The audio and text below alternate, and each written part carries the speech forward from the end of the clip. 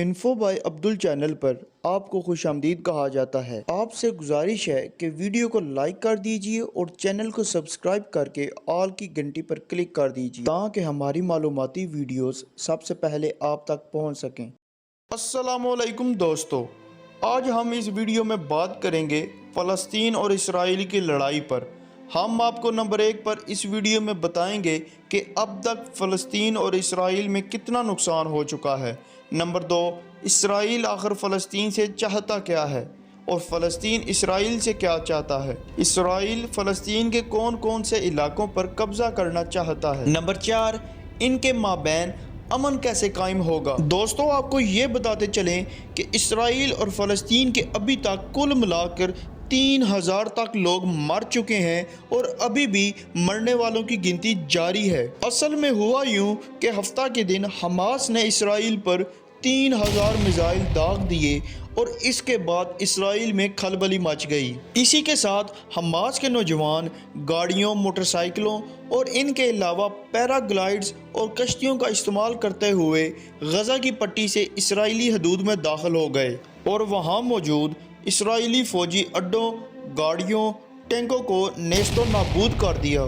اسرائیل آج بھی waste Jordan یعنی کہ غرب اردن پر قابض ہے، جبکہ اس نے 2005 میں غزہ کی پٹی سے فوجیں نکال لی تھی۔ اسرائیل پورے بیت المقدس کو اپنا دارالخلافہ مانتا ہے، جبکہ فلسطینی مشرقی بیت المقدس کو مستقبل کی فلسطینی ریاست کا دارالحکومت مانتے ہیں۔ اس وقت 2 فلسطینی علاقے ہیں، جن میں ایک غرب اردن اور دوسرا غزہ کی پٹی ہے۔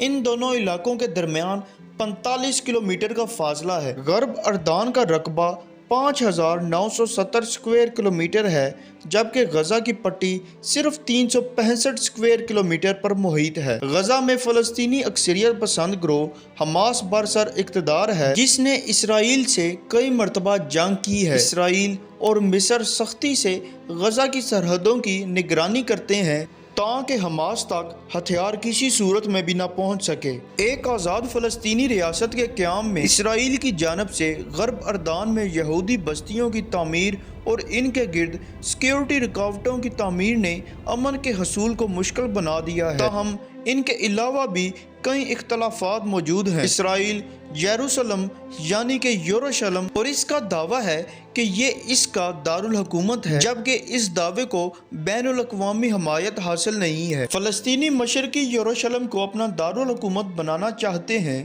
فلسطینیوں کا مطالبہ ہے کہ ان کی مستقبل کی ریاست کی سرحدیں 1967 کی جنگ سے قبل کے حالات پر طے ہونی چاہیے، لیکن اسرائیل فلسطین کے اس مطالبے کو نہیں مانتا۔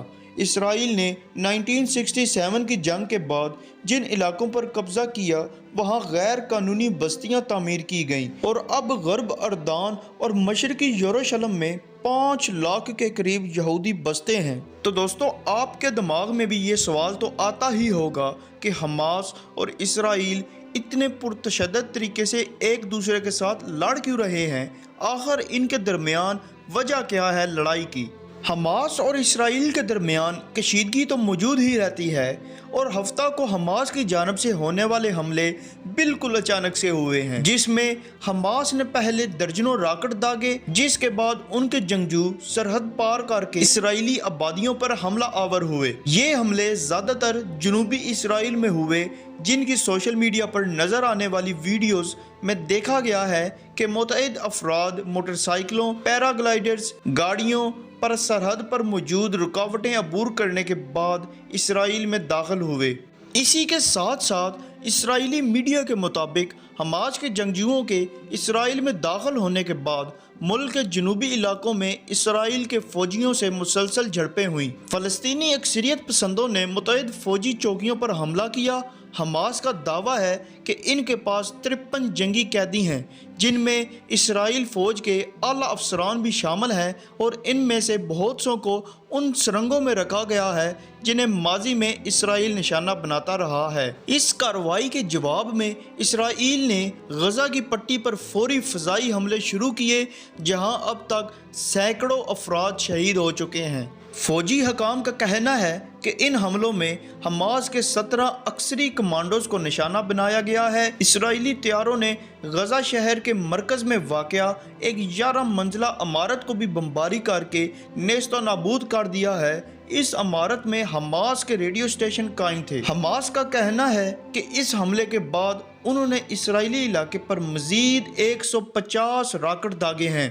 دوستو، ان سب واقعات کے بعد ہر انسان کے دماغ میں ایک ہی بات آتی ہے کہ اسرائیل اور فلسطین کے درمیان امن قائم ہو جائے، لیکن یہ ہوگا کیسے؟ ان دونوں کی جنگ بندی کس طرح ہوگی؟ ان دونوں ملکوں کے درمیان امن کیسے قائم ہوگا اور دونوں قومیں آپس میں متحد کس طرح رہ سکیں گی؟ دوستو، اس کے لیے دونوں جانب سے چند اقدامات بہت ضروری ہوں گے۔ اسرائیل کو فلسطینیوں کی آزاد ریاست کا حکم تسلیم کرنا ہوگا، غزہ کی پٹی کا محاصرہ ختم کرنا ہوگا اور مشرقی یروشلم اور غرب اردن میں رکاوٹیں ختم کرنی ہوں گی۔ دوسری جانب فلسطینی جنگجوؤں کو تشدد ترک کرنا ہوگا اور سب سے اہم، دونوں قوموں کو آپس میں متحد رہنا ہوگا اور ایک دوسرے سے لڑائی سے گریز کرنا ہوگا۔